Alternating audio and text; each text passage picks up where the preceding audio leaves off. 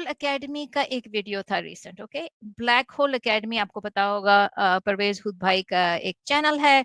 उधर वो बच्चों को, प्रोबेबली हाई स्कूल या मिडिल स्कूल के बच्चे थे, उनको एक हिस्टोरिकल एक्सपेरिमेंट के बारे में बता रहे थे जिसको मिलर यूरी एक्सपेरिमेंट कहा जाता है, जिसमें पहली दफा इनऑर्गेनिक मॉलिक्यूल से, जैसे मेथेन, अमोनिया, हाइड्रोजन, जो प्रीबायोटिक अर्थ में प्रेजेंट थे, उनको डेमोन्स्ट्रेट किया था 1952 में कि वो अमीनो एसिड बना सकते हैं, या बिल्डिंग ब्लॉक्स ऑफ लाइफ, जो अमीनो एसिड से प्रोटीन्स बनती हैं, आपको पता है।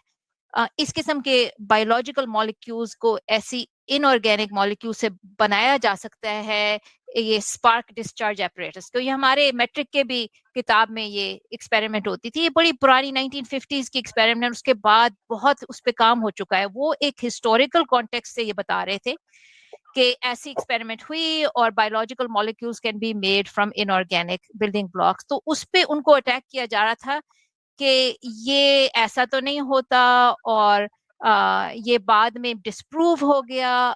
और आप जाके देखें, आप खुद जाके मिलर यूरी एक्सपेरिमेंट को विकिपीडिया पे पढ़ रहे हैं, आपको पता चल जाएगा कि उनके आइडियाज सारे, जो कैसर राजा के आइडियाज आ रहे थे, कहाँ से आ रहे थे और उनकी कितनी सतही नॉलेज है इन बातों पे। तो और उनको अटैक कर रहे हैं कि आप हमें ना बताएं। आपको ये भी नहीं पता कि ये एक्सपेरिमेंट बाद में टेफ्लॉन में रिपीट हुई और फिर वो गलत साबित हुई, और ये शीशे में किया था इन्होंने, ये बहुत बड़ा प्रॉब्लम था। ये मैं आपको बताती हूँ कि क्या चीज डिस्टॉर्ट कर रहे थे ये।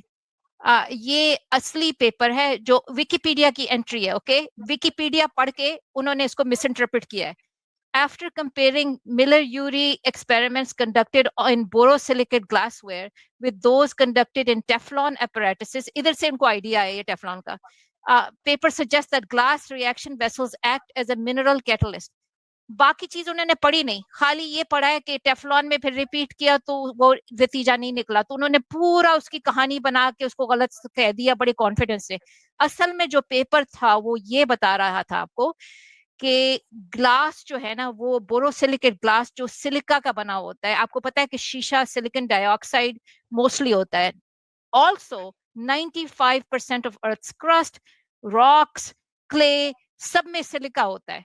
तो what this actually paper said is के जो सिलिकेट जो रॉक्स थे, they were acting like a catalyst. उससे रिएक्शन की स्पीड ज्यादा हो जाती थी, एक्टिवेशन बैरियर लोअर हो जाता था, तो आपको बड़ी आसानी से ये अमीनो एसिड्स बन जाते हैं जब सिलिका के ऊपर होता है।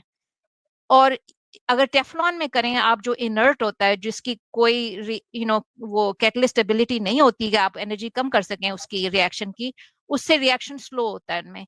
तो उनका मतलब पेपर में ये था कि जो रॉक्स जो थे उस पे सरफेस पे ज्यादा लाइकली था कि ये रिएक्शन हो। ये मतलब नहीं था उनका कि मिलर यूरी के रिजल्ट्स गलत थे। ये बिल्कुल गलत इंटरप्रिटेशन है। तो इसका ये मतलब है कि actually we learn more now कि जो सिलिका जो है हर तरफ है, रॉक्स में है, सॉइल में है, अर्ली सरफेस में अर्थ के। आप बताएं टेफ्लॉन कहाँ था, ये इनर्ट सरफेसेस कहाँ थी जिसके बारे में ये कैसर राजा बोल रहे हैं। टेफ्लॉन तो कहीं भी नहीं था। इस पेपर का पर्पस था कि आपको बता रहे थे कि ये जो रॉक्स थे उनका भी एक रोल था इस केमिकल रिएक्शन में।